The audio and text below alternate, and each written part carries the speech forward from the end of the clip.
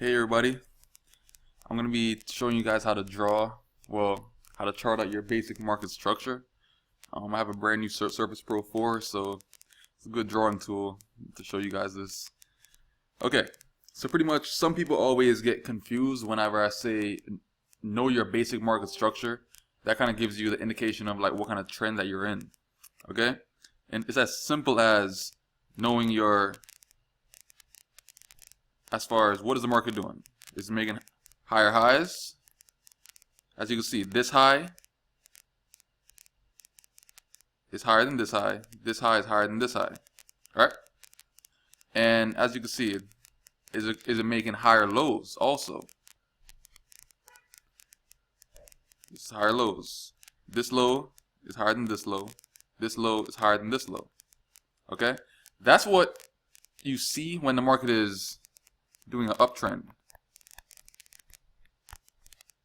Okay? Same difference goes for a downtrend, guys. It makes these kind of formations right here. It makes lower highs. As you can see, this high is lower than this high. This high is lower than this high. And it makes lower lows. This low is lower than this low. This low is lower than that low. So you knowing this shows you a downtrend. Okay?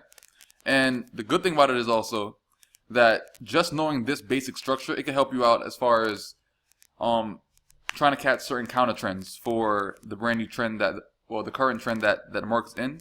You're getting on the counter trends to actually get in on a second entry or whatever for the current trend that the market is in. Okay, let me show you some more examples.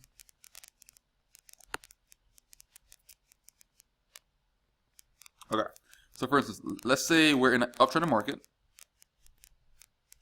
So these points right here are all pretty much support and resistance, you could say. So when the market starts to come back down, it's going to hit these points. It's going to really affect all these points right here. If it breaks through, it's going to retest this high, retest this newfound resistance. It broke the support, retest newfound resistance, and then continue on the current trend. Seeing that this right here is creating lower highs. Remember, lower highs is for a downtrend. So that kind of gives you some kind of good indication also. And just knowing these counter trends, these are all counter trends. These little pullbacks right here are all counter trends. And how you measure those and how you actually get in on those is knowing how to use your Fibonacci. Remember, these are the Fibonacci retracement PRZs. PRZs, meaning price reversal zone. Okay? It's 38.2.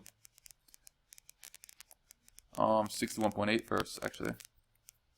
61.8, 78.6, and 88.6. Okay? Remember those. Very imperative.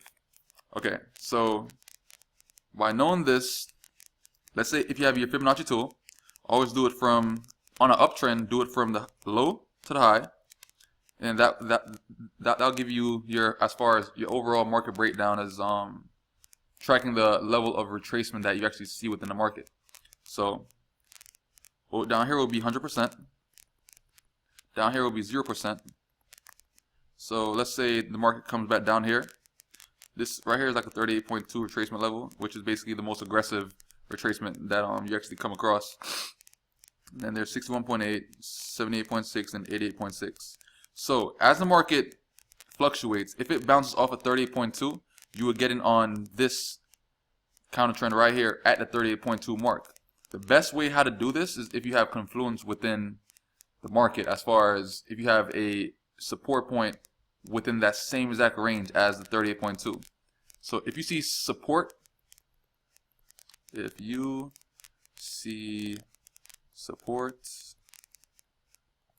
and a fib PRZ line up, that's confluence. Very important. That's confluence. So if you see a support point or resistance area line up with a Fibonacci or retracement, that's called confluence. And when you have confluence, that gives you more confirmation as to why the market is going to reverse within that range.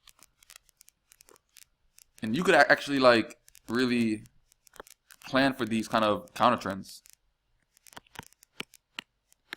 These counter trends happen all the time. So once I see as far as the market pulling back to a certain extent, I'll pull out my fibs. Like let's say it stops like right here at a resistance area.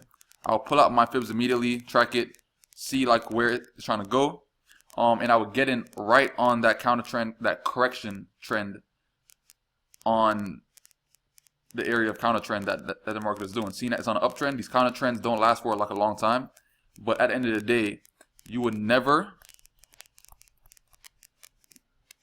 buy in a seller's market.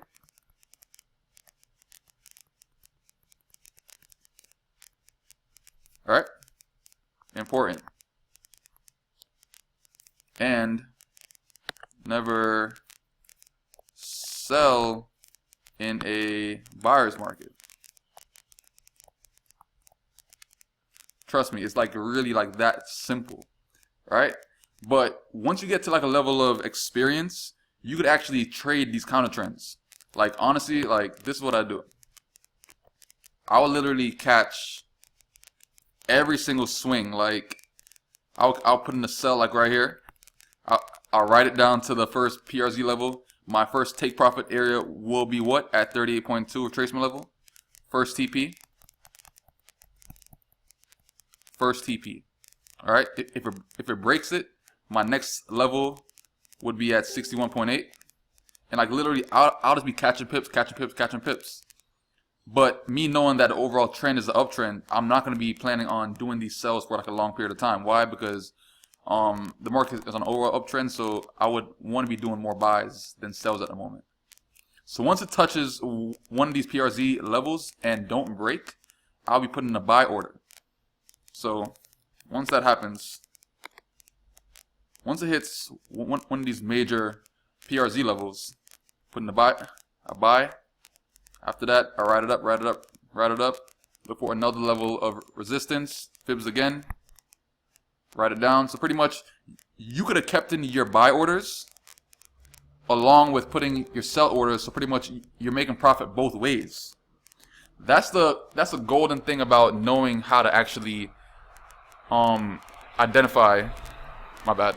How to identify overall market structure, and it can help you big time. So you don't get confused as to what kind of trend that you're in. Okay?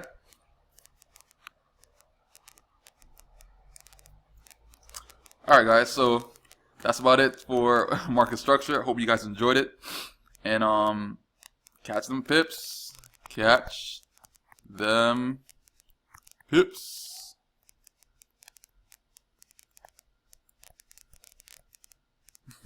Cash up.